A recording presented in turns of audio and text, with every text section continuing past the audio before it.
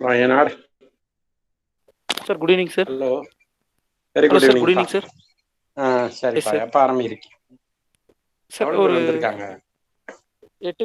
11 பேர் வந்திருக்காங்க சார் இப்போ. சரி, அதான் பார்த்தேன். ஒரு 5 சரிங்க சார். மினிட்ஸ் கழிச்சு ஆரம்பிக்கிறீங்களா? சரிங்க சார், ஓகே சார்.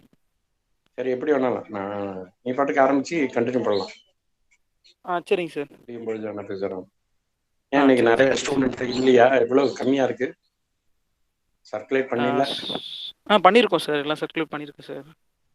பார்ப்போம் சார். சரி. Okay sir, thank you sir. இப்போதான் மணி கரெக்டாக 5 வரட்டும். ஓகே, சரிங்க thank you sir, thank you sir. Okay.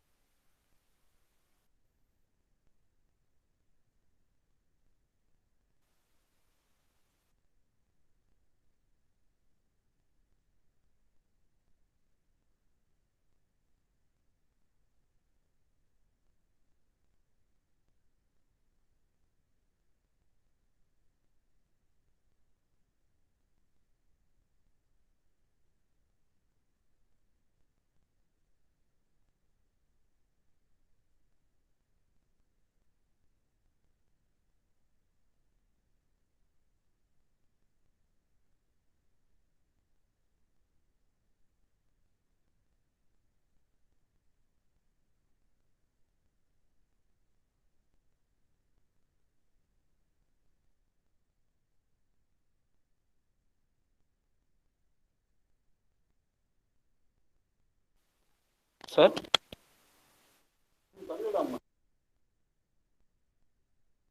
வணக்கம்பா. என்ன ஆரம்பிக்கிறியா? 28 பேர் இருக்காங்க. ஓகே சார், ஸ்டார்ட் பண்ணலாமா சார்? ஸ்டார்ட் பண்ணிடுறியா? சரி சரி. Okay sir, thank you sir. Okay okay okay, thank you.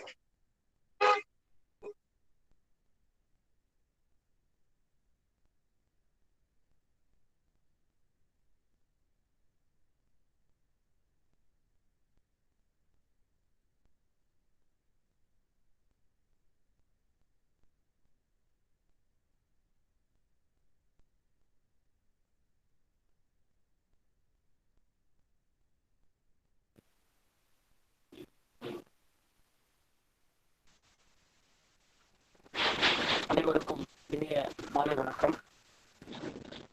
நம் ஏவிசி கல்லூரியில் என்தோசியாட்டிக் ஸ்டூடெண்ட்ஸ் வெபினார் சீரிஸ் ஆனது வெற்றிகரமாக இன்று 27வது வாரத்தில் அடியெடுத்து வைத்திருக்கிறது. அதற்கு என்றும் உறுதுணையாக இருக்கக்கூடிய மதிப்பிற்கும் மரியாதைக்குரிய நம் கல்லூரியின் செயலர் ஐயா அவர்களையும், மதிப்பிற்குரிய நம் கல்லூரியின் முதல்வர் ஐயா அவர்களையும், மற்றும் அனைத்து துறை தலைவர்களையும், அனைத்து துறை பேராசிரியர்களையும் அனைவரையும் வணங்கி துவங்குகிறோம். இன்னைக்கு 27வது வாரம், ரொம்பவே விறுவிறுப்பா சுவாரஸ்யமாக இருக்கலாம் கூட சொல்லலாம். அப்படி என்ன அப்படின்னா, முதல்ல உங்க எல்லாருக்கும் என்னுடைய இனிய புத்தாண்டு தின நல்வாழ்த்துக்களை தெரிவிச்சுக்கிறேன். என்னப்பா நேற்று தான் நியூ இயர், இன்னைக்கு புத்தாண்டுங்கிறியா அப்படின்னு சொல்லிட்டு. புத்தாண்டு பிறந்த அப்புறம் வரக்கூடிய எல்லா நாளுமே நமக்கு வந்து புது வருஷம் மாதிரி தான். இனிமே அப்படிதான், அப்படியே சும்மா ஒரு பூஸ்டார்டு எனர்ஜெட்டிக்காக சொல்லணும். இனிமேல் எல்லாமே சூப்பர், சக்ஸஸ் தான் அப்படின்னு சொல்லலாம். அந்த வகையில் இந்த 2021 நம் அனைவருக்கும் மகிழ்ச்சி தரக்கூடிய பல வெற்றிகளை நமக்கு பரிசளிக்கக்கூடிய ஒரு ஆண்டாக அமையணும் அப்படின்னு எல்லாம் வல்ல இறைவனை வணங்கி 2021 வெபினார் வந்து இன்னைக்கு 27வது வெபினார் ஸ்டார்ட் ஆகுது. இதில் கண்டிப்பாக ஏதாவது ஒரு ஸ்பெஷல் இருக்கும் அப்படிங்கிறது நம்ம எல்லாருக்குமே தெரியும். முக்கியமாக நம்ம வியூவர்ஸ் பார்வையாளர்கள் அனைவருமே அது ஒரு இதில் இருப்பீங்க. உண்மைதான். இன்னைக்கு இந்த நியூ இயர் ஸ்பெஷலாக இந்த 27 இருக்க போகுது. காரணம், ஒவ்வொரு வாரமும் எப்படி இருக்கும்னா, ஏதாவது ஒரு அவங்களுடைய வெற்றி கலந்த புதுமையான ஒரு கண்ணோட்டத்தில் இருக்கும்.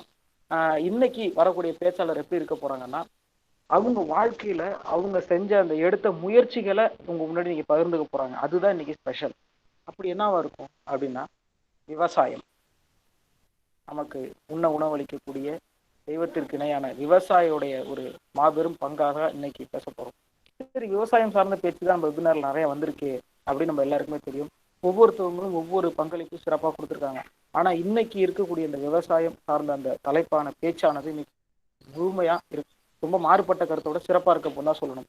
காரணம், 2020 ஒவ்வொருத்தவங்களும் ஒவ்வொரு வேலைகளை செஞ்சிருப்போம். நம்மளால முடிஞ்ச வரைக்கும் நிறைய விஷயங்களை சிறப்பாக கொண்டாடி இருப்போம். ஆனா 2020 இவர் ரொம்ப சிறப்பா ஒரு மாறுபட்ட ஒரு பயிற்சியில் எடுத்துக்க ஆரம்பிச்சிருக்காரு. 2020 இல்லை என்ன பண்ண அப்படின்னு கேட்டால் நல்லா உண்மையாக சொல்லிடுவாங்க. நல்லா வீட்டில் நல்லா உட்காந்துட்டு விதவிதமாக சாப்பிட்டேன். இதேமாரி ஒவ்வொருத்தவங்களும் ஒரு ஒரு பணிகளை செஞ்சுருப்போம். ஆனால் இன்றைய பேச்சாளரான சஞ்சய் அவர்கள் என்ன பண்ணியிருக்காங்கன்னா, விவசாயத்தில் இறங்கியிருக்காங்க. அந்த கொரோனா டயத்தில் கூட தன்னுடைய விடுமுறை அதுக்கெல்லாம் வந்து வேஸ்ட் பண்ணாமல் விவசாயமும் பண்ணிக்கிட்டு அதே நேரத்தில் கல்லூரி பயணத்தையும் தொடர்ந்துருக்காங்க. பகலில் ஃபுல்லாக படிச்சுக்கிட்டு இரவு நேரத்தில் ஃபுல்லாக விவசாயம் சார்ந்த பணிகளை செஞ்சுருக்காங்க. தன்னுடைய முழு உழைப்பால் விவசாயத்தில் வெற்றி கண்டிருக்காரு. இன்னும் குறிப்பிட்டு சொல்லணும்னா, இவர் மட்டும் விவசாயம் பண்ணியிருக்காரு. இவங்க வீட்டில் யாரும் எக்கனாமிக்கலாக அவங்க அப்பா அம்மா ஹெல்ப் பண்ணியிருக்காங்களே தவிர மற்றபடி ஃபுல் அண்ட் ஃபுல்லி எல்லாமே எப்படி சொல்கிறது, சும்மா கடந்த அந்த நிலத்தை உழுதுலேருந்து இன்னைக்கு நெல்மணி அறுவடை செய்ய போகிறது வரைக்கும் இன்றைய பேச்சாளர் தான். ஸோ விவசாயத்தில் அவருக்கு ஏற்பட்ட அனுபவங்களை இன்னைக்கு நம்மளோட பகிர்ந்துக்க இருக்காங்க. ரொம்ப நேரம் நான் பேச விரும்பலை. இன்றைய நிகழ்ச்சி சிறப்பான முறையில் திருக்குறளுடன் தொடங்க டிபார்ட்மெண்ட் ஆஃப் ஹிஸ்டரியிலிருந்து அனுஷ்கா அவர்கள் வராங்க. ஃபர்ஸ்ட் இயர் 1ஆம் ஆண்டு மாணவி. அதனால உங்கள் அனைவரும் சார்பாக அவருக்கு பாராட்டுக்களை தெரிவித்து வரவேற்கிறோம். அடுத்தபடியாக வரவேற்புரை வழங்க டிபார்ட்மெண்ட் ஆஃப் மேத்தமெட்டிக்ஸிலிருந்து தாரணி அவர்கள் வராங்க. அப்புறம் இன்றைய சிறப்பு பேச்சாளர், நான் எல்லா இடத்துலையும் பேசினதெல்லாம் கிடையாது, நான் இதான் ஃபர்ஸ்ட் டைமு, நான் என்னோட ஏற்பட்ட அந்த அனுபவங்களை பகிர்ந்துக்க போகிறேன் அப்படின்னு சொல்லிட்டு ரொம்ப தெளிவாக நெல்லும் சொல்லும் என்னுடையது அப்படிங்கிற ஒரு ஆணித்தரமான ஒரு தலைப்பை வச்சு பேச வந்திருக்காரு இன்றைய பேச்சாளர் சஞ்சய் அவர்கள் டிபார்ட்மெண்ட் ஆஃப் ஹிஸ்டரியிலிருந்து. அப்புறம் நன்றி உரை வழங்க அகிர முகிலன் அவர்கள் டிபார்ட்மெண்ட் ஆஃப் ஃபிசிக்ஸ்லேருந்து வந்திருக்காங்க. அப்புறம் இன்றைய நிகழ்ச்சி சிறப்பான முறையில் தொகுத்து வருங்க. அதெல்லாம் தொய்வே கிடையாது, நல்லா சூப்பராக கொண்டு போகிறோம் பாருங்க அப்படின்னு சொல்லிட்டு ரொம்ப எனர்ஜெட்டிக்காக வந்திருக்காங்க நம்ம வர்ஷா அவர்கள் டிபார்ட்மெண்ட் ஆஃப் மேத்தமெட்டிக்ஸ்லேருந்து வந்திருக்காங்க.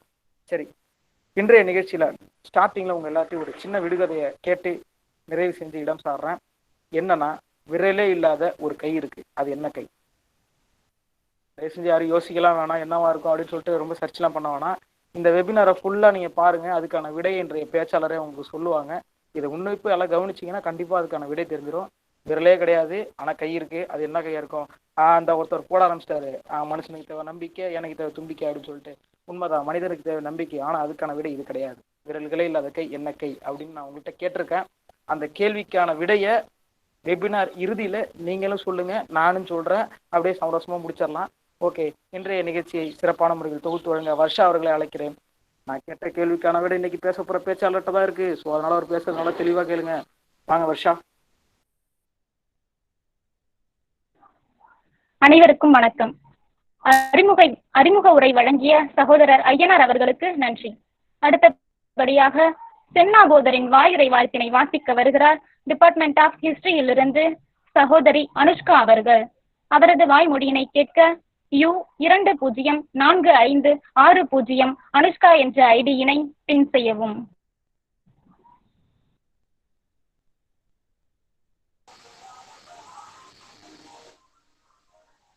அன்னை தமிழால் அனைவரையும் வணங்கி மகிழ்கின்றேன். என் பெயர் அனுஷ்கா. நான் வரலாற்று துறையில் 1ஆம் ஆண்டு பயின்று வருகின்றேன். இன்றைக்கான திருக்குறள், உழுதுண்டு வாழ்வாரே வாழ்வார், மற்ற எல்லாம் தொழுதுண்டு பின் செல்பவர். குறளுக்கான விளக்கம், உழவு தொழில் செய்து பிறருக்கும் உணவளித்து வாழ்பவரே உயிர் வாழ்கின்றவர், மற்றவர்கள் பிறரை தொழுதுண்டு பின் செல்பவர்கள் ஆவர். நன்றி.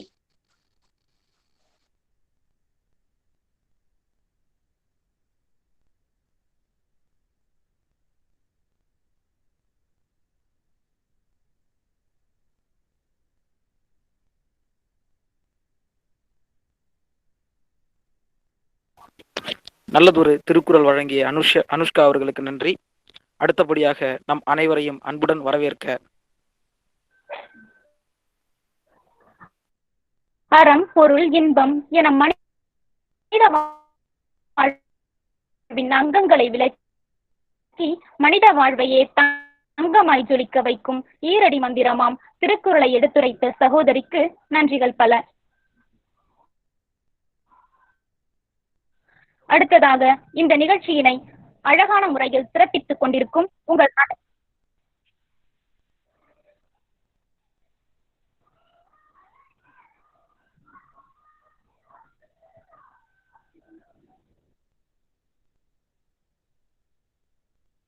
வரவேற்புரையினை வழங்க தாரணி அவர்களை அன்புடன் அழைக்கிறோம்.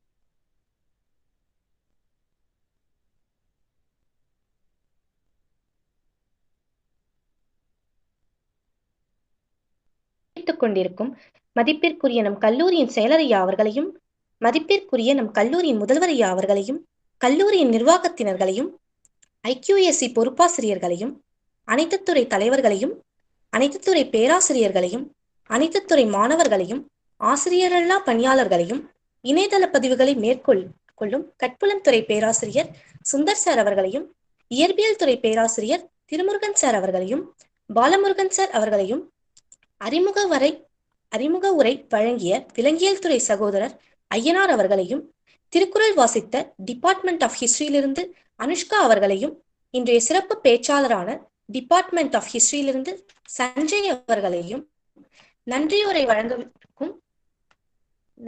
வழங்கவிருக்கும் டிபார்ட்மெண்ட் ஆஃப் பிசிக்ஸிலிருந்து அகரமுகிலன் அவர்களையும், இன்றைய நிகழ்வை சிறப்பாக வழங்கி வரும் டிபார்ட்மெண்ட் ஆஃப் மேத்தமெட்டிக்ஸிலிருந்து வர்ஷா அவர்களையும் மற்றும் நிகழ்வில் கலந்து கொண்டு சிறப்பித்துக் கொண்டிருக்கும் உங்கள் அனைவரையும் வருக வருக வருக என வரவேற்பதில் பெருமகிழ்ச்சி அடைகிறேன்.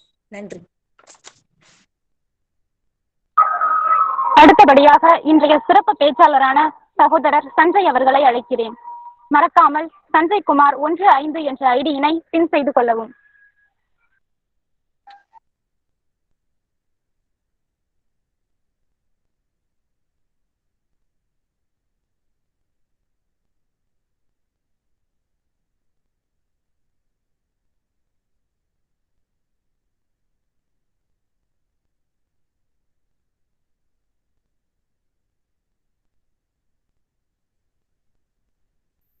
சஞ்சய் சஞ்சய்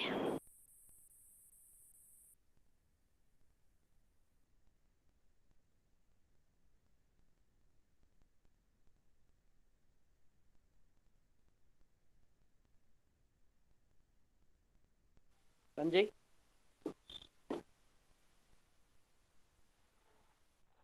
நான் இதுக்கு முன்னாடி அனைவருக்கும் இனிய மாலை வணக்கங்கள். நான் இதுக்கு முன்னாடி எந்த நிகழ்ச்சியிலையும் பேசினது கிடையாது.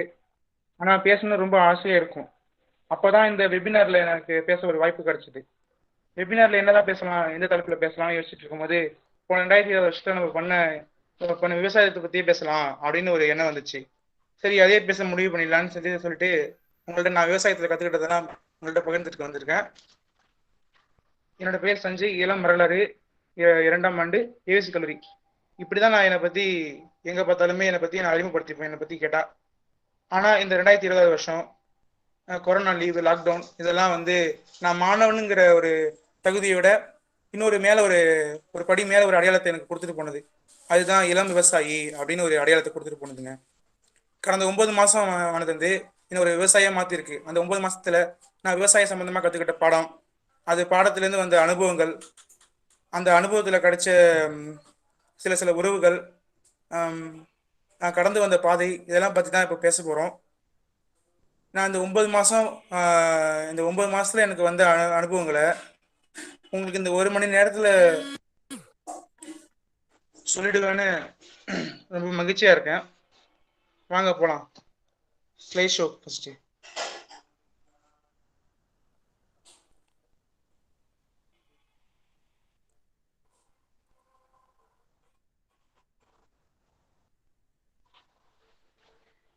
இப்போ பார்த்தீங்கன்னா, நெல்லும் சொல்லும் என்னுடையது, இதுதான் என்னோட டாபிக்கு.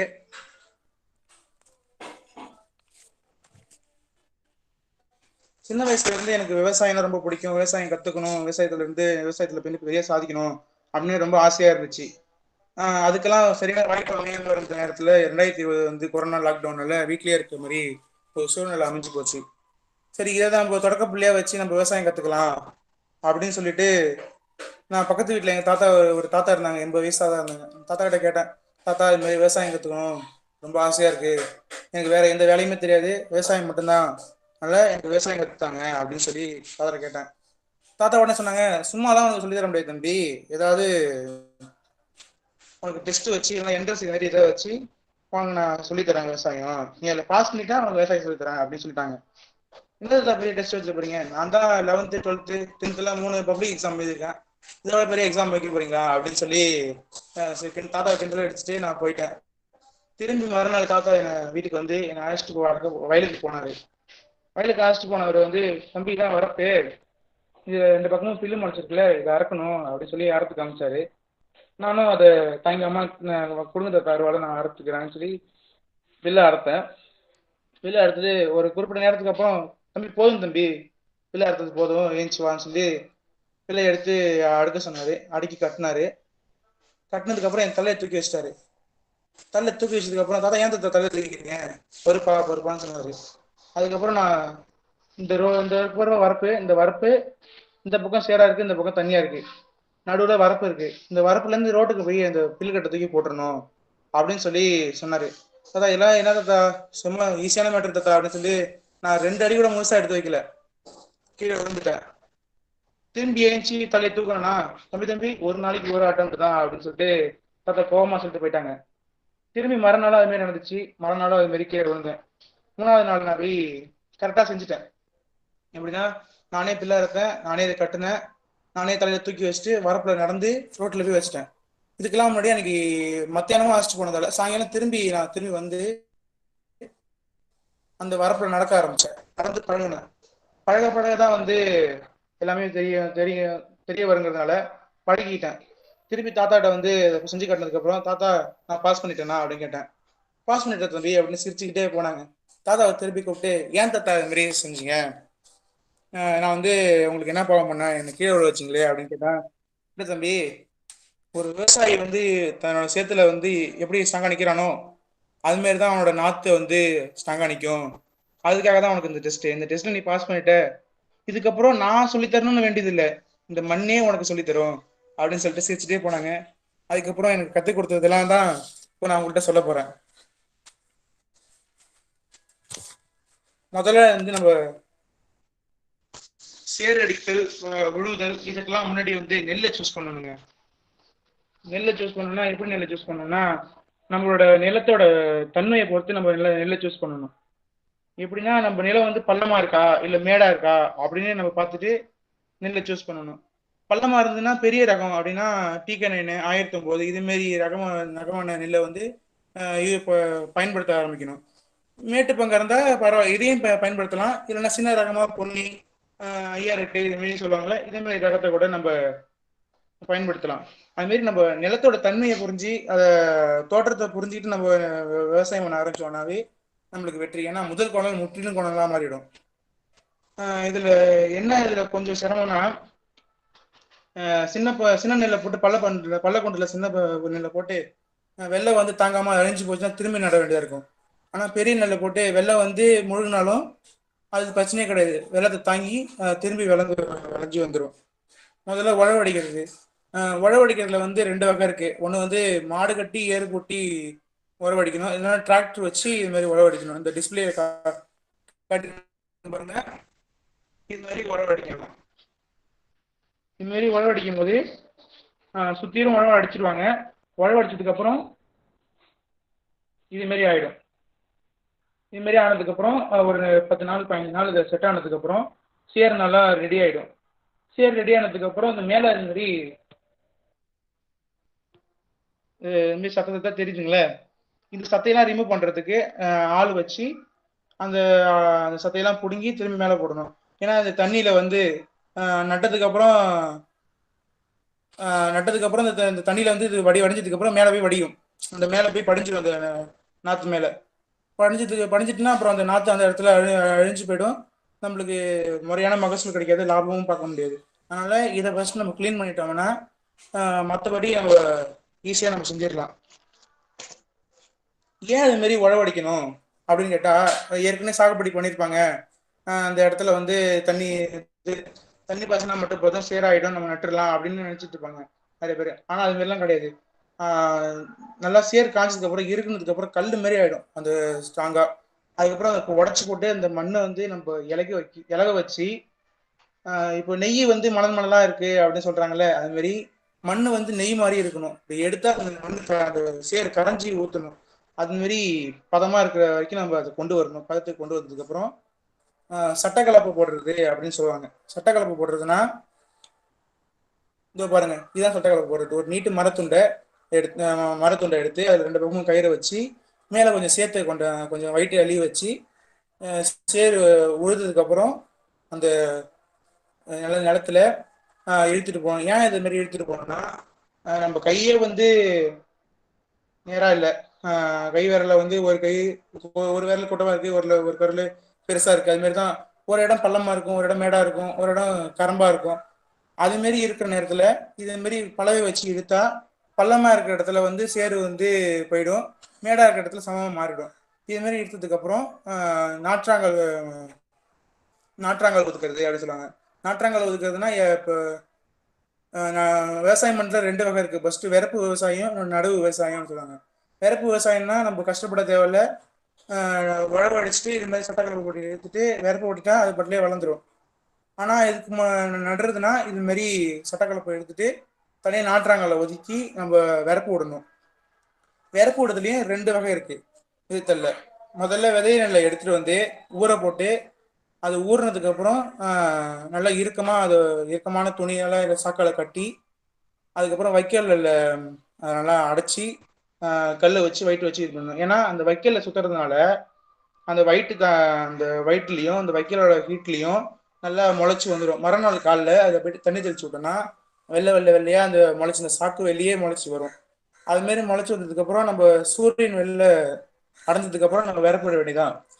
இந்த விறப்பிடத்துலயே வந்து 2 வகையா இருக்கு. எப்படின்னா மிஷின் நடுறதுக்குன்னு சொல்லி தனியா விறப்பு விடுறோம், அப்புறம் ஆளுங்க நடுறதுக்குன்னு தனியா கை விறப்புன்னு சொல்லுவோம். இந்த நடுறதுக்கு தண்ணின்னு பெருசு தேவை கிடையாது. ஏன்னா ஈரமான சேர் இருந்தாலே போதும், அடியில நெகிழித்தலை போட்டு அந்த சேரை அள்ளி வச்சு மட்டம் பண்ணி வச்சுட்டு விதை நெல்லை தூவி மேலே வைக்கோலை போட்டு ஈஸியாக முடிஞ்சிடும். அதுக்கப்புறம் அது வளர்ந்ததுக்கப்புறம் அந்த வைக்கோலை வந்து ரிமூவ் பண்ண வேண்டியதான். ஏன் அந்த வைக்கோலை போடுறோன்னா அந்த வைக்கோலை வந்து ஹீட் ஆகும். அந்த குறிப்பிட்ட அளவுக்கு அந்த தொடும்போதே அந்த கொஞ்சம் ஹீட்டாகவே இருக்கும். அது குறிப்பிட்ட அளவுக்கு ஹீட் வந்து அந்த வளர்றதுக்கு கொஞ்சம் ஏதுவாக பண்ணி தரும். அதுக்கப்புறம் பறவைலாம் உட்காந்து சாப்பிடாம இருக்கும். அதனால அந்த வைக்கோலை போடுவாங்க. கைவரப்புனா அது பிரச்சனையே கிடையாது. இது கைவரப்பு அன்று அந்த விதைத்தல் அன்று அந்த போட்டோ அது. இப்படின்னா அந்த நீங்க பாருங்க இந்த சைட்ல இந்த இதெல்லாம் பாருங்க, மஞ்சள் மதியில தெரியுதுங்களா, இது விதை நெல் விழுந்த இடம் இதெல்லாம். எப்படி விழுன்னா இந்த சேரு சமம் பண்ணிட்டதுக்கு அப்புறம் நம்ம விதை நெல்லை எடுத்து தூவ வேண்டியதுதான். இது நல்லா வளர்ந்ததுக்கு அப்புறம் தண்ணியை வடிகட்டணும். விதை நெல்லை போட்டதுக்கு அப்புறம் உடனே வந்து தண்ணியை வடிகட்டணும்னா அந்த விதை நெல்லை ஒரே இடத்துல போய் குமிஞ்சு போயிட்டுனா அது பிரச்சனை போயிடும். எப்படின்னா ஒரே இடத்துல வளர்ந்துரும், அது வேஸ்டா போயிடும். அங்க கிட்ட தெரியும் நம்மளுக்கு தேவையான நாற்று வந்து கிடைக்காது. அதனால ஃபுல்லா போட்டதுக்கு அப்புறம் அது ஒரு நாள் நைட்டு அந்த அது போய் இந்த மண்ணோட செட் ஆனதுக்கு அப்புறம் தண்ணியை வடிகட்டுறது ரொம்ப ரொம்ப நல்லதுன்னு சொல்லியிருந்தாங்க. அது மாதிரி நானும் செஞ்சேன். அதுக்கப்புறம் ஒரு வாரத்துக்கு அப்புறம் இது மாதிரி வந்துச்சு. இது வந்து ஃபர்ஸ்ட் 2 நாள் முளைப்பு வரல. அப்புறம் 3ஆம் நாளே லைட்டா வெள்ளை கலர் முளைச்சு வந்தது. அப்புறமேல ஒரு வாரத்துக்கு அப்புறம் இந்த மாதிரி லைட் கிரீன்ல இருந்தது. அப்புறம் டார்க் கிரீன் பிடிக்க ஆரம்பிச்சது. லைட் கிரீன் இருக்கும்போது 15 நாள் நேரத்துல வந்து லைட் கிரீன் வந்து டார்க் கிரீனா மாறும். அப்ப அந்த டார்க் கிரீனா மாறும்போது உரத்தை போடணும். உரம் போடணும்னா நம்ம இயற்கை முறையிலே உரம் போடலாம், அப்படின்னா செயற்கை முறையிலையும் உரம் போடலாம். உரத்தை போட்டு அது நல்லா ஸ்ட்ராங்கா வளர்ந்ததுக்கு அப்புறம் முழங்கால் வரைக்கும் நம்ம இது வளர்ந்துடணும். அது வளர்ந்து நல்லா வந்ததுக்கு அப்புறம் தான் நம்ம வந்து திரும்பி நடவு எடுக்கணும். இந்த சைட் பையா நம்ம உழவுக்கு ரெடி பண்ணணும். அப்படின்னா இது மாரி நம்ம நிலத்தை மாத்திடணும். நிலத்தை மாத்திட்டு நம்ம வந்து அதுக்கு இடையே நம்ம நிலத்தை மாத்திக்கிட்டு பயிரையும் அந்த நாற்றையும் வளர்க்கணும். இது நாற்று பறிக்கிறதுனா 40 நாள் நாற்று பறிப்பாங்க. இந்த நாற்று பறிக்கிறது 2 முறையா இருக்கு. எப்படின்னா நம்ம முன்னாடியே சொன்ன மாதிரி மிஷின் நடவுக்கு ரெடி பண்ற மாதிரி நாற்று வந்து கையால இப்படி பறிச்சுதான் எடுத்து வச்சுதான் கழுவிதான் நம்ம எடுத்து வைக்கணும்னு அவசியம் கிடையாது. அது நம்ம கேக் பீஸ் கட் பண்ற மாதிரி கத்தியை வச்சு இல்லை நம்ம கையை வச்சு பிச்சு எடுத்தாவே வந்துடும். அதை எடுத்து அந்த மிஷின்ல உள்ள ட்ரெயில வச்சு நம்ம நட்டுட்டு போயிடலாம். ஆனா இது மாரி இப்போ நாற்று பறிக்கும் போது நம்ம பறிச்சு அதை ஒரு குச்சியில வச்சு அதை அடிச்சு அதோட சேரை ரிமூவ் பண்ணிட்டு திரும்பி அதை ரவுண்டு மாரி பந்து மாரி கட்டி அதை எடுத்துட்டு போய் நம்ம வயல்ல போட்டுருவோம். இது பாருங்க ரவுண்டு மாரி கட்டி வச்சிருக்காங்களா, அதுக்கப்புறம் அந்த ரவுண்டா போட்டிருக்காங்க பாருங்க. அந்த இடத்துக்கு தேவையான இடத்துல அந்த இதில் போட்டிருக்காங்க பாருங்க. இந்த இடத்துல பார்க்கலாம் நீங்க. அந்த நாற்று வந்து அந்த ரவுண்டா கிடக்கு பாருங்க. இது வந்து ஆள் அந்த இதில் வந்து கொட்டும் போது அது அன்னக்குடையில எடுத்து கொட்டுவாங்க, இல்லைன்னா தனியா அது நாற்று கட்டின கட்டுறதுக்கு கயிறு செப்பரேட்டா வச்சிருப்பாங்க. அந்த கயிறை வச்சியும் அதை கட்டுவாங்க. எடுத்து வந்து வயல்ல போட்டதுக்கு அப்புறம் அவ்வளவுதாங்க, நடவுக்கு தயார். இது நடவு அன்னைக்கு வந்து என்ன பண்ணாங்கன்னா, முதல்ல தெய்வத்துக்கு நடணும், சாமிக்கு நடணும் சொல்லி நட சொன்னாங்க. அது எப்படின்னா முதலாளி இல்ல சொந்தக்காரங்க நடணும் அப்படின்னு சொல்லி சொன்னதால அந்த நேரத்தில் நான் இருந்ததால என்னை கூப்பிட்டே நட சொன்னாங்க. இந்த இடத்துல நான் நட்டது, இந்த இடத்த என்ன நட சொன்னாங்க. அப்ப அந்த அந்த நேரம் வந்து எனக்கு ஒரு ப்ரௌட் மூமெண்டா இருந்துச்சு. நான் போய் விவசாயத்துல இறங்கி ஒரு முதல் வெற்றியை கண்ட மாதிரி ஆயிடுச்சு அந்த அந்த மூமெண்ட் வந்து. இது வந்து நடும் போது எடுத்த போட்டோ. நிலம் நட்டதுக்கு அப்புறம் வந்து எப்படின்னா, நடுறது பெரிய விஷயம் கிடையாது, அதை வந்து பாதுகாக்கணும். அதுதான் ரொம்ப கஷ்டமான பகுதியே. நட்டுட்டு போயிடுவாங்க. அது மழை வந்துட்டுனா அது அப்படி மிதந்து வந்துடும். இல்லை மழை வராம இருந்துச்சுன்னா அது காட் கிரேஸ், நம்ம பார்த்துக்கிட்டே இருக்குதா. இது தண்ணி நிறைய இல்லாம நடணும், தண்ணி சீரா வச்சு நடணும். தண்ணி இல்லாம இருக்கக்கூடாது, நிறையாவும் இருக்கக்கூடாது. அப்படி வச்சு நடவு ஆரம்பிக்கணும். நட்டதுக்கு அப்புறம் தண்ணியை உடனே வடிகட்டணும். என்ன தண்ணியை வடிகட்டிட்டோம்னா அந்த சேரெல்லாம் இருக ஆரம்பிச்சிடும். அந்த சேர் இருக அந்த நாத்து வந்து சேத்தோட பிடிச்சிக்கும், நல்லா பிடிச்சி ஸ்ட்ராங் ஆகிடும். ஏன்னா பேஸ்மெண்ட் ஸ்ட்ராங்காக இருந்தால் தான் பில்டிங் ஸ்ட்ராங்காக இருக்கும். அப்புறம் வந்து பில்டிங் ஸ்ட்ராங்கு பேஸ்மெண்ட் வீக்கு அது மாதிரி கதையாகப்படும். அதுமாரி நல்லா சேத்தோட அந்த நாற்று நடுற நாற்று நல்லா ஸ்ட்ராங்காக பிடிக்கிற வரைக்கும் நம்ம காய விட்டா போதும்.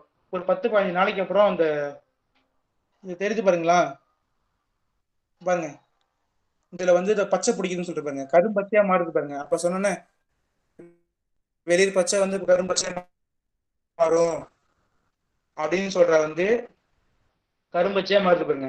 இந்த கரும்பச்சையா மாறுற வரைக்கும் நம்ம வெயிட் பண்ணணும்.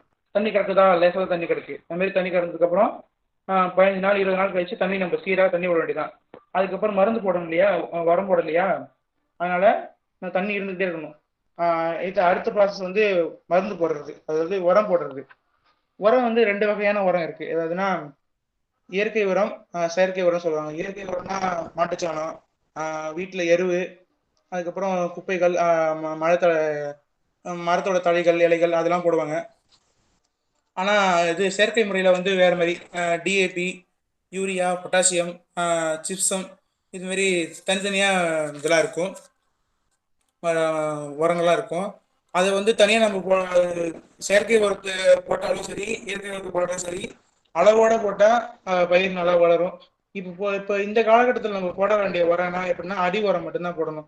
ஏன்னா அடிக்கு மட்டும்தான் நம்ம உரத்தை கொடுக்கணும். மேல் உரம் போட்டோம்னா நல்லா பயிர் நல்லா உயரமாக வளர்ந்துடும். இப்போ பின்னாடி அது பிரச்சனையாக மாறிடும். அதனால அடி உரத்தை மட்டும் கொடுத்து நம்ம முடிச்சுக்க வேண்டியதான். அடி உரம்னா எப்படின்னா வேருக்கு ஸ்ட்ராங் தரும், வேர்லேயே இப்போ தண்டுல வந்து கசப்பு தன்மை ஏற்படுத்தும். அதுக்கப்புறம் வந்து சாயாது, சாயாத தன்மைக்கு வராது. அது வேரோட அந்த வேர் வந்து சேர்த்தோட நல்லா பிடிச்சிக்கும். அதனால இதுவுமே அடி உரத்தை மட்டும்தான் கொடுக்கணும்.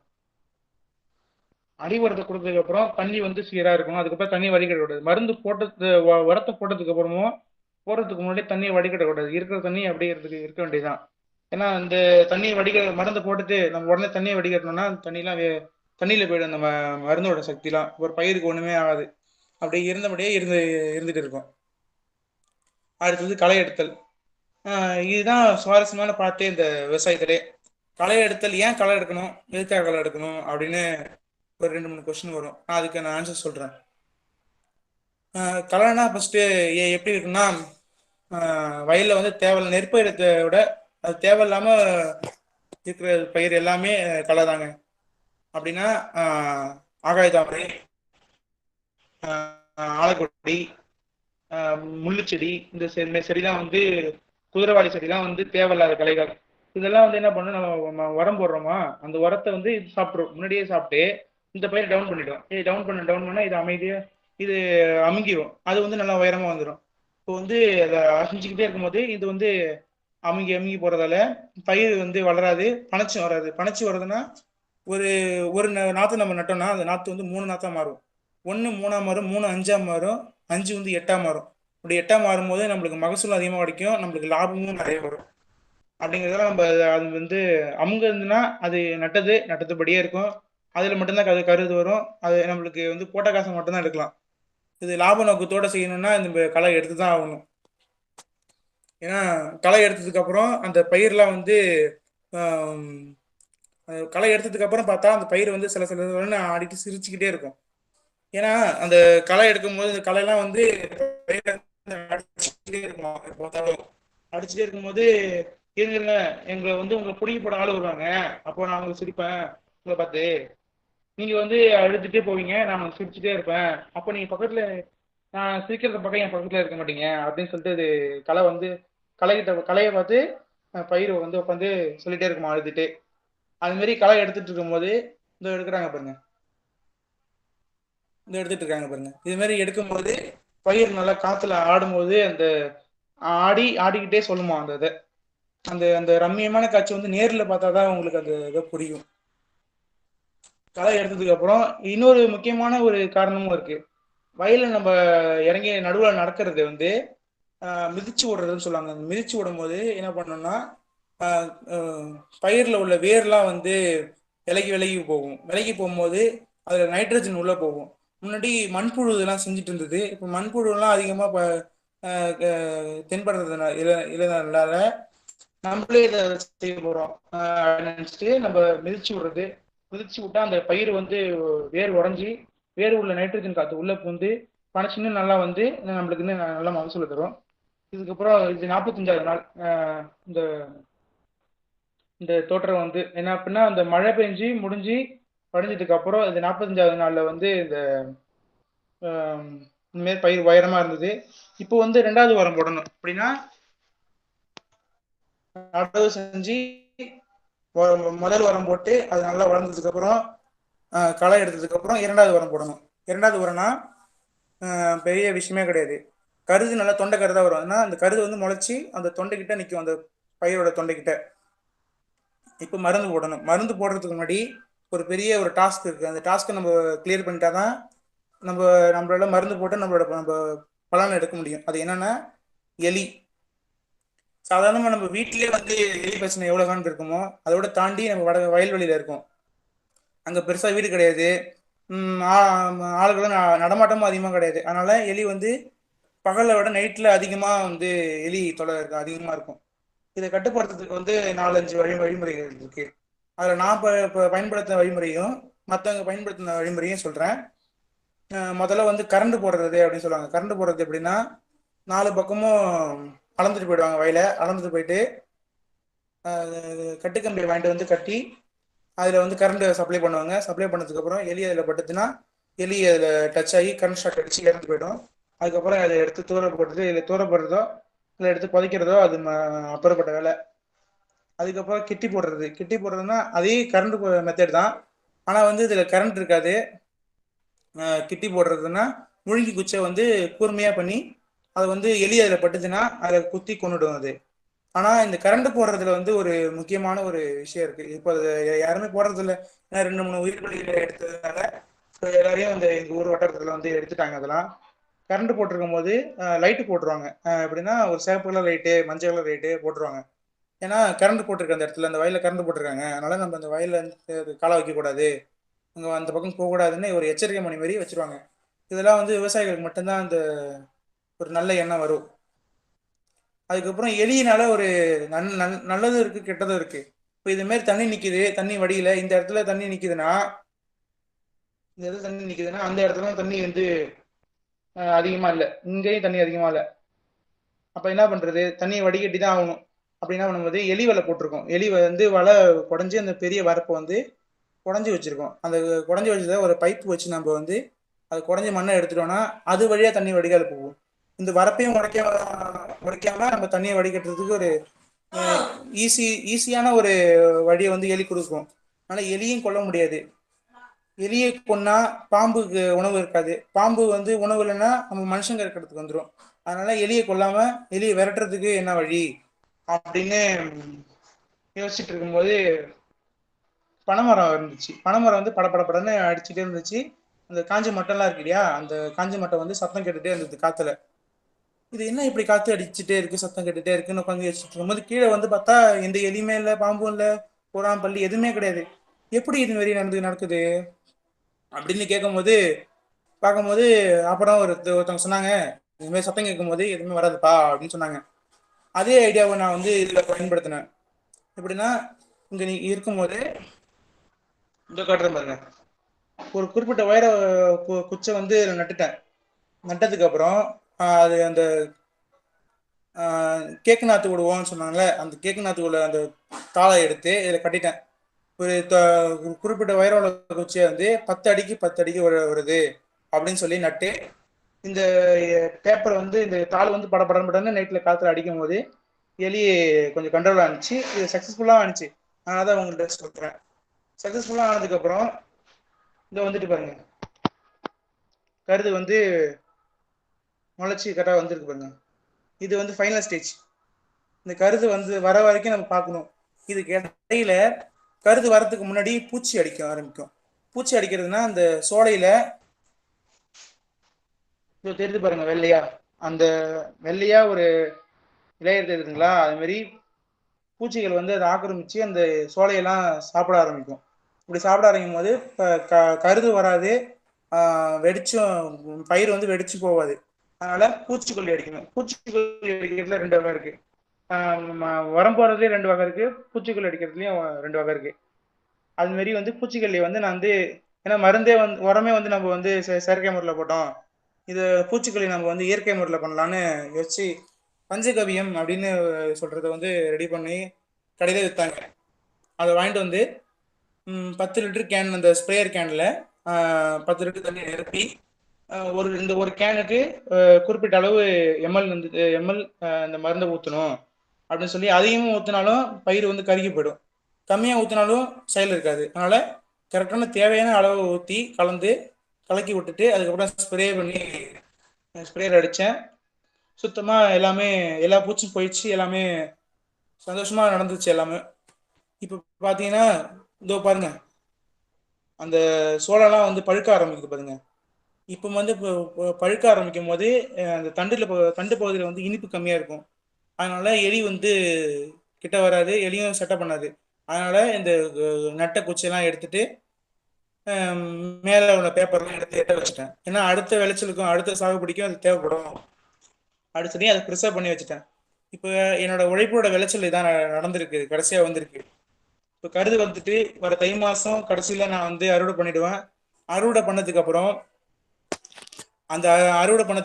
போர்க்காலத்திலேயே அந்த நெல்லை வந்து தனியாக பிரிக்க முறை இருக்கு. அறுவடை பண்ணுறது 2 வகை இருக்கு. எப்படின்னா மிஷின் வச்சு அறுக்கிறது, ஆள் வச்சு அறுக்கிறது. மிஷின் வச்சு அறுக்கிறதுனா அது பாட்டிலே அறுத்தும் கொடுத்துரும், வைக்கோலை தனியாக பிரித்து தந்துடும், நெல்மணியை தனியாக பிரித்து எடுத்து தந்துடும். அதை வந்து நம்ம ஜஸ்ட் அதை காய வச்சு சாக்கு பிடிச்சி அடிக்கிற வேண்டியதான். ஆனால் ஆள் வச்சு அறுத்தா அதை அறுத்து கட்டி திருப்பி தூக்கிட்டு வந்து களத்தில் வச்சு அடித்து நெல் தனியாக எடுக்கணும். இந்த களத்தில் வச்சு தனியாக அடிக்கிறதும் 2 விதமாக பண்ணுவாங்க. அது எப்படின்னா, முதல்ல வந்து மாட்டு வண்டியை விட்டு அடிப்பாங்க.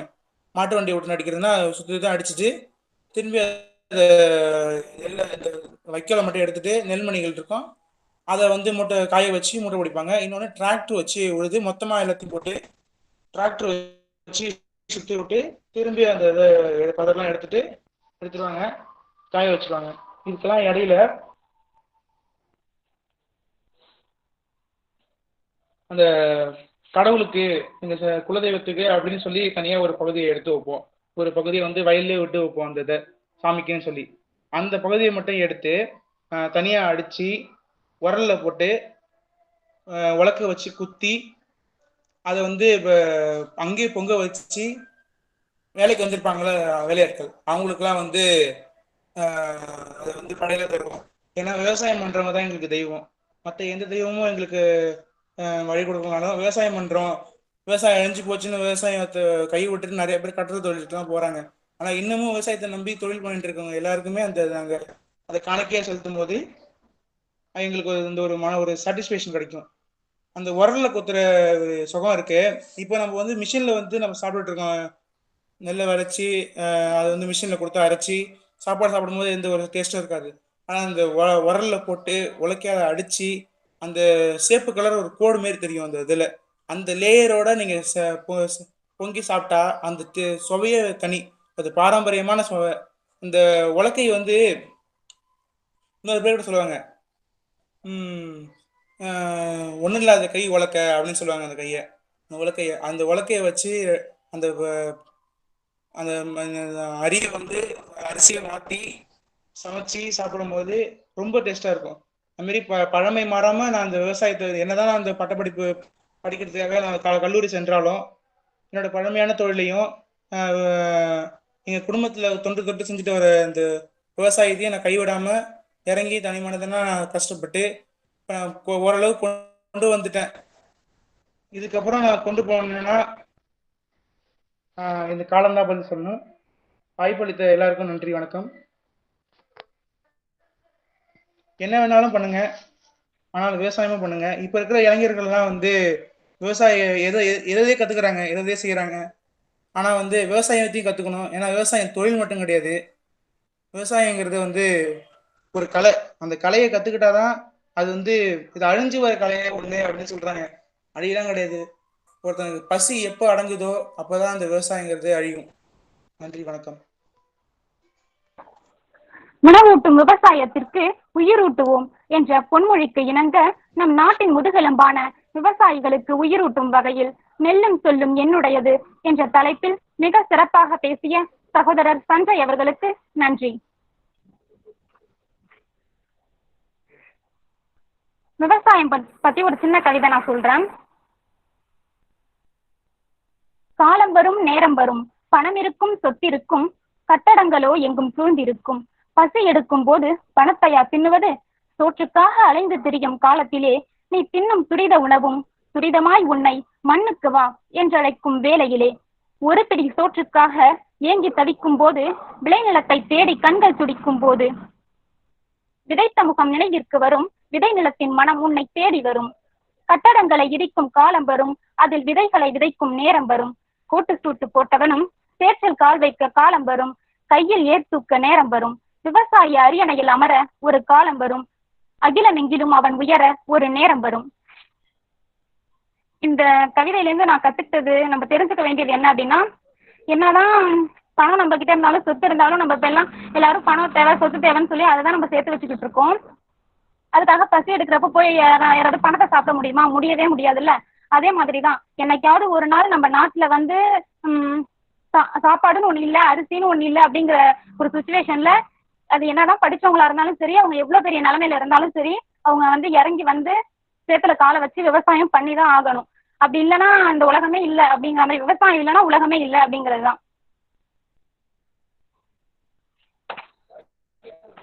அடுத்ததான் வந்து இன்றைய நிகழ்ச்சி இனிதே முடிவுற நன்றியுரை வழங்க வருகிறார் சகோதரர் அகரமுகிலன் அவர்கள். அனைவரும் U191305 அகரமுகிலன் A என்ற ஐடியினை பின் செய்து கொள்ளவும். அனைவருக்கும் வணக்கம். இந்த இனிமையான மாலை வேளையிலே நிகழ்விற்கு வருகை புரிந்து சிறப்பித்த நம் கல்லூரியின் மரியாதைக்குரிய செயலர் ஐயா அவர்களையும், IQAC பொறுப்பாசிரியர்களையும், கல்லூரியின் நிர்வாகத்தினர்களையும், அனைத்து துறை தலைவர்களையும், அனைத்து துறை பேராசிரியர்களையும், ஆசிரியர் அல்லா பணியாளர்களையும், அனைத்து துறை மாணவர்களையும், இணையதள பதிவுகளை மேற்கொள்ளும் கற்புலன் துறை பேராசிரியர் சுந்தர் ஐயா அவர்களையும், திருமுருகன் ஐயா அவர்களையும், பாலமுருகன் சார், கார்த்திக் சார் அவர்களையும், அறிமுகம் உரை வழங்கிய விலங்கியல் துறை சகோதரர் ஐயனார் அவர்களையும், திருக்குறள் வாசித்த டிபார்ட்மெண்ட் ஆஃப் ஹிஸ்டரியிலிருந்து அனுஷ்கா அவர்களையும், வரவேற்புரை வழங்கிய டிபார்ட்மெண்ட் ஆஃப் மேத்தமேட்டிக்ஸ் இருந்து தாரணி அவர்களையும், இன்றைய நிகழ்ச்சியின் சிறப்பு பேச்சாளரான டிபார்ட்மெண்ட் ஆஃப் ஹிஸ்டரியிலிருந்து சஞ்சய் அவர்களையும், சிறப்பான முறையில் நிகழ்வை தொகுத்து வழங்கிய டிபார்ட்மெண்ட் ஆஃப் மேத்தமேட்டிக்ஸ் இருந்து வர்ஷா அவர்களையும், மற்றும் நிகழ்வில் கலந்து கொண்டு சிறப்பித்த உங்கள் அனைவருக்கும் நன்றி நன்றி நன்றி. மீண்டும் என் மனமார்ந்த நன்றியை தெரிவித்துக் கொள்கின்றேன். நன்றி, வணக்கம். நன்றி அகரமுகிலன். இன்னைக்கு ரொம்பவே சிறப்பாக நம்ம சஞ்சய் அவர்கள் பேசினாங்க.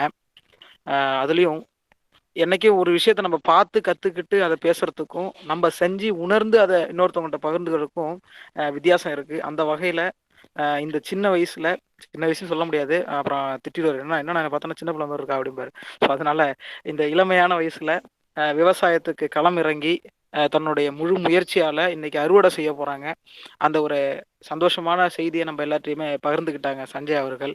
இதை பார்க்கும்பொழுது எனக்கு ஒரு சின்ன கதை தோணுது, அதை சொல்லிடுறேன். அப்புறம் நிகழ்ச்சி தொடக்கத்தில் நான் அவங்க எல்லாத்தையும் ஒரு விடுகதை கேட்டிருந்தேன். விரலே இல்லாத ஒரு கை இருக்குது, அது என்ன கை அப்படின்னு சொல்லி எல்லாத்தையும் கேட்ட சஞ்சய் அவர்கள் அதுக்கான விடையை ரொம்ப தெளிவாக 2 தடவை சொன்னார். இதுதான் ஆன்சர்னு சொல்லாமல் இன்டைரக்டாக சொன்னாங்க. இருந்தாலும் ஆனால் சாட் பாக்ஸில் ஒரு ஆள் கரெக்டாக அதுக்கான ஆன்சரை சொல்லிட்டாங்க. இருந்தாலும் இன்னும் கொஞ்சம் நேரம் டைம் கொடுத்து பார்ப்போம். ஒரு சின்ன கதை சொல்கிறேன். அந்த கதை சொல்லி முடிச்சதுக்கு அப்புறமும் உங்கள்கிட்ட என்ன ஆன்சர் வந்துருச்சுன்னா ஓகே, இல்லைன்னா நானே விடையே சொல்லிடுறேன். இந்த நம்ம சஞ்சய் மாரி ஒரு ஊரில் ஒரு மனிதன் தன்னுடைய முழு முயற்சியால் விவசாயத்தில் அடைஞ்ச வெற்றியை பற்றி தான் அந்த கதையில் நான் சொல்ல போகிறேன். என்னன்னா, ஒரு அப்பா இருக்காங்க, அவங்களுக்கு வந்து 2 மகன்கள் இருக்காங்க. அந்த 2 மகன்கள்கிட்டையும் என்ன சொல்லிடுறாங்க, கையில் வந்து தானியங்களை கையில் கொடுத்து நீங்கள் சாப்பிட்றதுக்கான ஒருவேளை தானியம் இதில் இருக்குது, இந்த ஒருவேளை தானியத்தை வச்சு நீங்கள் 1 மாதம் உயிர் வாழணும். அந்த 1 மாதம் நீங்கள் உயிர் யார் வாழ்கிறீங்களோ அவங்களுக்கே இந்த குடும்பத்தில் தலைவர் பொறுப்பை கொடுப்பேன், சிறப்பு பரிசையும் கொடுப்பேன் அப்படின்னு சொல்லி காட்டுக்கு அனுப்பி வைக்கிறாங்க. 2 பேருமே போகிறாங்க. 2 பேருக்குமே ஒரே மாதிரியான சூழ்நிலை உள்ள கடமை கொடுக்குறாங்க. அண்ணனும் போறான், தம்பியும் போறாங்க. அவங்க 2 பேருமே மாறி மாறி போறாங்க. இடையில போகும்போது நிறைய மழையெல்லாம் வருது. மழை வரும்போது அண்ணன்காரன் என்ன பண்ணிடுறான்னா, அந்த பாதி அந்த ஒரு வேளை உணவுல உள்ள ஒரு பாதி தானியத்தை எடுத்து திங்க ஆரம்பிச்சிடுறான். தம்பி அதை திங்கவே இல்லை. என்ன பண்றான்னா, கீழே உள்ள மண்ணெல்லாம் எடுத்து உருட்டி உருட்டி உருட்டி அதை ஒரு விதையா மாத்துறான். விதை பந்தா மாத்தி கையில வச்சுக்கிறான். இப்படியே பயணிச்சு இப்ப 2 பேரும் போயிட்டு இருக்காங்க. அப்படியே போகும்போது இன்னும் கொஞ்சம் தூரம் போனோடனே நல்ல பெரிய காத்து வருது, புயல் அடிக்குது. உடனே என்ன பண்ணிடுறாங்க, அண்ணன் அந்த மிச்சம் இருக்கிறது இன்னும் கொஞ்சம் தின்னு போவோம், வயிற்று பசிக்குது அப்படின்னு சொல்லிட்டு அந்த மிச்ச தானியத்துல இருந்து இன்னும் கொஞ்சம் சாப்பிட்டுறாரு. என்னடா இது, எல்லாத்தையுமே சாப்பிட்டோன்னு கொஞ்சோண்டு தானே இருக்கு, பார்த்துப்போம் இன்னும் 2 இருக்கு அப்படின்ட்டு ஒரு ஒரு தைரியத்துல அண்ணன் நடந்து போயிட்டு இருக்காங்க. தம்பி என்ன பண்றாரு, அப்பயும் அந்த விதையில அந்த தானியத்துல இன்னும் முக்காவாசி இருக்கு. அதுலயும் என்ன பண்றாரு, கொஞ்சம் கொஞ்சமா எடுத்து தனியா பிரிச்சு வச்சுக்கிறாரு. கையில வந்து இப்ப 10 விதைகள் இருக்குன்னா அந்த 10 விதைகள்ல பாதி விதைகளை எடுத்து கையில வச்சுக்கிறாரு தனியா ஒரு ஓரத்துல. இப்படியே அவங்க 2 பேரும் மாறி மாறி பயணிச்சு போறாங்க. ஒரு கட்டத்துல காட்டை அடைஞ்சிடுறாங்க. 1 மாசம் கடக்கிற நிலை வருது. அவங்க அப்பா சொன்னது என்னன்னா, 1 மாசம் கடந்து நீ அந்த இடத்துல இருக்க, உயிரோட இருக்கங்கிறது எப்படி எங்களுக்கு தெரிவிக்கணும்னா, ஒரு புகை மூட்டத்தை உண்டாக்கணும், அந்த இடத்துல நீ ஒரு புகை மூட்டத்தை உண்டாக்கணும், அதை காரணமா வச்சு நாங்க வந்துருவோம் அப்படின்னு சொல்றாங்க. 2 இடங்கள்ல ஒரு இடத்துலயும் புகைமூட்டம் வரல. அவங்க அப்பாவுக்கு மனசு ரொம்ப கஷ்டமாயிடுது. ஐயோ என்னடா இது, அவசரப்பட்டு போட்டி வச்சிட்டோமோ, 2 பையனுமே உணவு இல்லாம இறந்துட்டாங்க போல இருக்கு அப்படின்னு நினைச்சு ரொம்ப மனசு வருத்தப்படுறாங்க. எல்லாருக்குமே அந்த கதையை படிக்கும்போது ரொம்ப மனசு கஷ்டமாயிடுது. ஏன்னா 2 பேருமே ஈக்குவலான ஒரு இதுல போயிட்டு இருக்காங்க. ஆனா தம்பி மட்டும் கொஞ்சம் புத்திசாலித்தனமா என்ன பண்றாருன்னா, வேற இது தானியத்தெல்லாம் பத்திரமா வச்சிருக்காரு. என்னதான் நடந்தது அப்படின்னு பார்க்கும்போது அந்த பேப்பரு ஒரு பக்கத்துல என்னோடது காணா போயிடுச்சு. உடனே எனக்கு ஒரு மாதிரி ஆயிட்டு, என்னடா இது, இந்த கதையை நம்ம ஃபுல்லா படிக்கலையே அப்படின்ட்டு. அப்புறம் மறுநாள் அந்த பேப்பர் கிடைச்சது, படிச்சுட்டேன். ஒன்றும் இல்லை, ஒரு மாதங்கள் கழித்து ஒரு 3-4 நாட்கள் கழிச்சு போகுது. அதுக்கப்புறம் என்ன பண்ணுது, 2 சைட்லயுமே புகை வருது. போறாங்க, போகும்போது என்ன ஆயிடுது, அந்த மூத்தவர் என்ன ஆயிடுறாருன்னா அங்க இல்லை. அந்த இடத்துல யதார்த்தமா ஒரு தீமூட்டம் ஏற்பட்டு எரிஞ்சிருக்கு. ஆனா பக்கத்துல ஒரு எலும்பு கூடு கிடக்கு. ஆனா அப்பயே புரிஞ்சுக்கிட்டாரு இது வந்து அவருடைய பையன் அப்படின்ட்டு. சரி, இன்னொரு பையன் இருக்கான், அவன் என்ன பண்ணியிருப்பான் அப்படின்னு போய் பார்க்கலாம் அப்படின்னு சொல்லிட்டு என்ன பண்றாருன்னா அங்க போய் பாக்குறாரு. அங்க போய் பார்க்கும்போது அப்படியே அந்த ஒரு பாலைவனமா இருந்த இடம் அப்படியே பூஞ்சொலியா மாறிடுச்சு. அப்படியே ஒரு பக்கம் கூட இது இல்லை, எல்லாம் அப்படியே பசுமையா செடி கிளம்பி இருக்கு, ஃபுல்லா மரமா இருக்கு. அப்புறம் கிட்ட போய் பாக்குறாரு என்னதான் நடந்திருக்கு அப்படின்னு சொல்லிட்டு பார்க்கும்போது பின்னாடி அந்த தானியம், அவர் கொடுத்த தானியத்தோட செடிகளா இருக்கு, ஒரு பெரும் தோட்டமா இருக்கு. என்னடா பண்ண அப்படின்னு சொல்லி கேட்கும்போது அவர் பையன் சொல்றாரு, நீங்க கொடுத்த அந்த உணவுல பாதியை நான் என்ன பண்ணேன்னா விதை பந்தா உருவாக்கி வர வழிகள்ல எல்லாத்துலயுமே ஒண்ணு ஒண்ணா போட்டுக்கிட்டு வந்தேன். அது அப்படியே இப்போ உங்க முன்னாடி ஒரு பசுமையா ஆரம்பிச்சுது. அப்புறம் மீதி இருக்கிற விதைகளை விதைச்சேன். அதுல ஒரு பங்கை மட்டும்தான் நான் சாப்பிட்டேன் கொஞ்சம் கொஞ்சமா. சாப்பிட்டதுக்கு அப்புறம் விதைக்கப்பட்ட அந்த விதையெல்லாம் கொஞ்சம் கொஞ்சமா தானியங்கள்லாம் வளர ஆரம்பிச்சுது. அதையே நான் ஒரு நாளைக்கு ஒரு வேளை சாப்பாடா எடுத்துக்கிட்டேன். ஒரு செடியிலிருந்து வர அந்த உணவை பாதியா பிரிச்சுப்பேன், விதைக்கு தனியா சாப்பாட்டுக்கு தனியா பிரிச்சுப்பேன் அப்படின்னு சொல்லி திரும்ப தெளிவா அவரோட இதை சொன்னாரு. அப்புறம் தான் அவங்க அப்பாவுக்கு புரிஞ்சுது, எதை கொடுத்தாலும் சேமிக்கணும், சேமிக்கிறத ஒழுங்கா பயன்படுத்தணும், அதை பயன்படுத்துறத மண்ணுல போட்டா என்னைக்குமே பொண்ணு அப்படிங்கிறத அவர் அப்பதான் புரிஞ்சுக்கிட்டாரு. அந்த பையன் தன்னுடைய சாப்பாடை கூட பொருட்படுத்தாம ரொம்ப கஷ்டப்பட்டான். இறுதியில என்னாச்சுன்னா அவனுக்கும் சாப்பாடு கிடைச்சது, சுத்தி உள்ள விலங்கினங்களுக்கும் சாப்பாடு கிடைக்க ஆரம்பிச்சது. மரங்கள்லாம் எப்படி வந்துச்சு அப்படின்னு நீங்க நேரம் ஒரு கேள்வி கேட்டிருப்பீங்கன்னு எனக்கு தெரியும். மரங்கள்லாம் வரதுக்கு காரணம் என்னன்னா, இந்த பசுமையை பார்த்துட்டு நிறைய பறவைகள் வர ஆரம்பிச்சது. பறவைகளோட எச்சத்தின் மூலமாக என்னாச்சுன்னா நிறைய மரங்கள் வர ஆரம்பிச்சது. ஒரு சாதாரண பாலைவனமானது அந்த சிறுவனோட முயற்சியால என்னாச்சுன்னா பெரிய ஒரு இயற்கை சூழ்ந்த ஒரு பெரும் காடாக மாறுச்சு. இந்த ஒரு சின்ன குட்டி கதையை நான் உங்கள்கிட்ட எதுக்கு இந்த நேரத்துல சொன்னேன்னா, என்னைக்குமே ஒரு விஷயத்தை பார்த்து நம்ம பயந்து போறதுனாலயோ முடியாதுங்கிற அந்த முடியாது நம்ம ஒதுங்கி போறதுனாலே ஒன்றும் ஆகாது. ஆனா கண்டிப்பா முடியும் அப்படின்னு நினைச்சு ஒரு மோட்டிவேஷனா ஸ்டெப் பை ஸ்டெப்பா போக ஆரம்பிச்சோன்னா கண்டிப்பா வெற்றி கிடைக்குங்கிறதுக்கு இன்னைக்கு பேசுனா நம்ம சஞ்சயே ஒரு சிறந்த எடுத்துக்காட்டு. ஏன்னா என்னால முடியாதுன்னு நினைச்சு அவர் போயிருந்தாருன்னா இன்னைக்கு இந்த ஒரு விவசாயி நமக்கு கிடைச்சிருக்க மாட்டாரு. அந்த வகையில இன்றைய இளம் விவசாயி அப்படின்னு சொல்ற அளவுக்கு நம்ம சஞ்சய் களம் இறங்கி விவசாயம் செஞ்சு முடிச்சுட்டாங்க. சொல்லியிருக்காங்க, நான் இன்னும் ஒரு 2 மாசத்துல அறுத்துருவேன் அப்படின்னு சொல்லிட்டு. கண்டிப்பா அவருடைய இந்த விவசாயம் தலைத்து நெல் அறுவடை நல்ல முறையில அளவுக்கு அதிகமாகவே கிடைக்கணும்னு உங்கள் அனைவரின் சார்பாக கேட்டுக்கொள்கிறேன். அப்புறம் அந்த கேள்விக்கான விடை நிறைய பேர் சாட் பாக்ஸ்ல போட்டிருந்தீங்க. அதுல வந்து கரெக்டா சொன்னது அப்படின்னு பாத்தீங்கன்னா நிறைய பேர் சொல்லியிருக்கீங்க. அதுல வந்து U20 6646 அப்படிங்கிறவங்க மட்டும்தான், தேவிகா அப்படிங்கிறவங்க மட்டும்தான் கரெக்டாக சொல்லியிருக்காங்க. உலக்கை அப்படிங்கிறது தான் இந்த கேள்விக்கான விடை. விரல்களே இல்லாத கை, உலக்கை இன்றைய பேசியவருக்கும் இதை கேட்ட நம் அனைவருக்கும் ஏற்பட்டிருக்கிறது நம்பிக்கை அப்படின்னு சொல்லி இன்றைய உரையை முடிவு செய்கிறேன். நன்றி sir. Hello sir, good evening sir. வணக்கம் வணக்கம் ஐயனாரே, thank you very much. Thank you sir.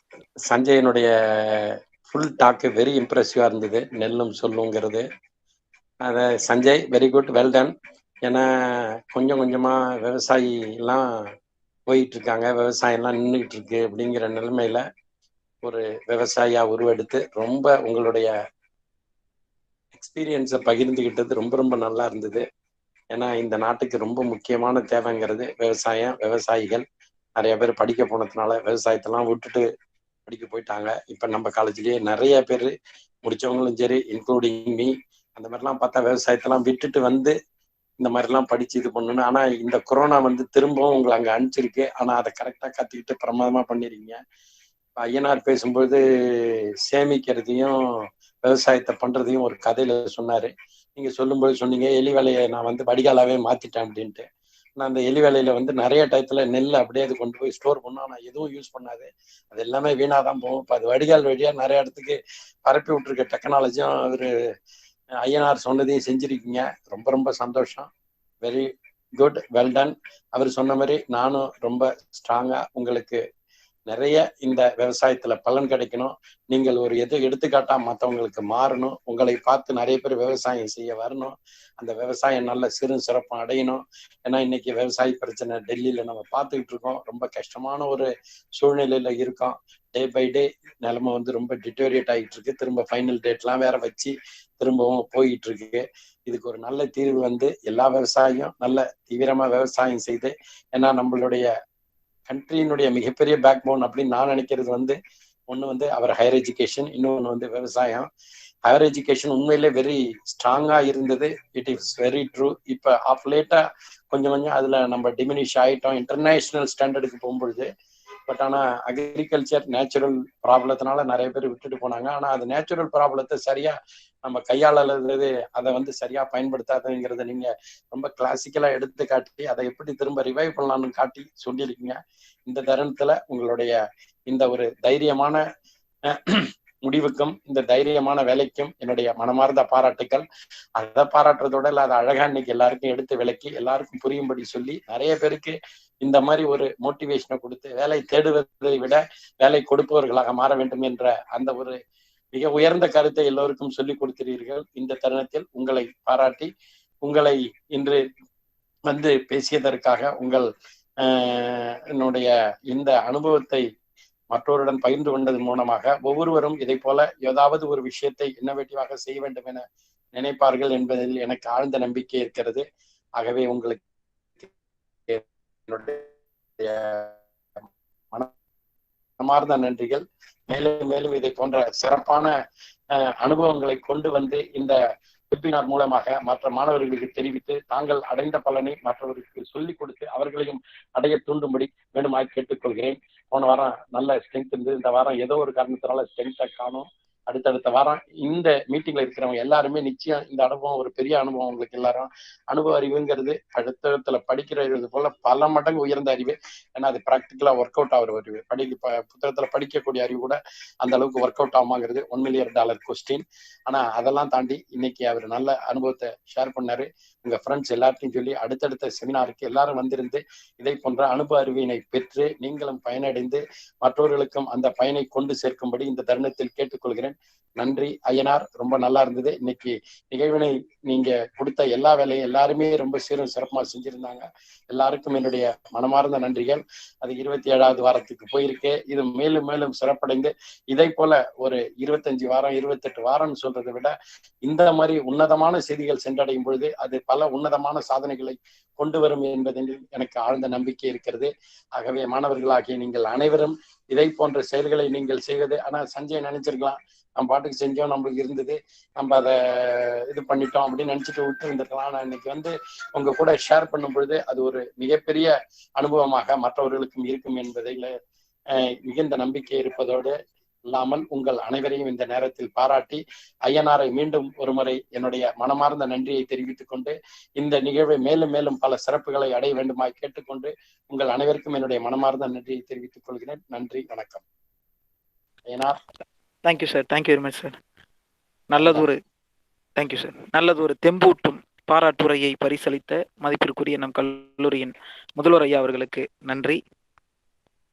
மற்றும் இன்றைய நிகழ்ச்சிக்கு வருகை புரிந்து சிறப்பித்த உங்கள் அனைவருக்கும் மீண்டும் ஒரு முறை நன்றியை தெரிவித்துக் கொண்டு அடுத்த வாரம் இன்னும் சிறப்பான சுவாரஸ்யமான பல விடுகதைகள் கலந்த வாரமாக அடுத்த வாரம் மீண்டும் சந்திப்போம். இன்னும் ஒரு சிறப்பான தலைப்புடன் அடுத்த வாரம் மீண்டும் சந்திப்போம். வருகை புரிந்து சிறப்பித்த உங்கள் அனைவருக்கும் நன்றி, வணக்கம்.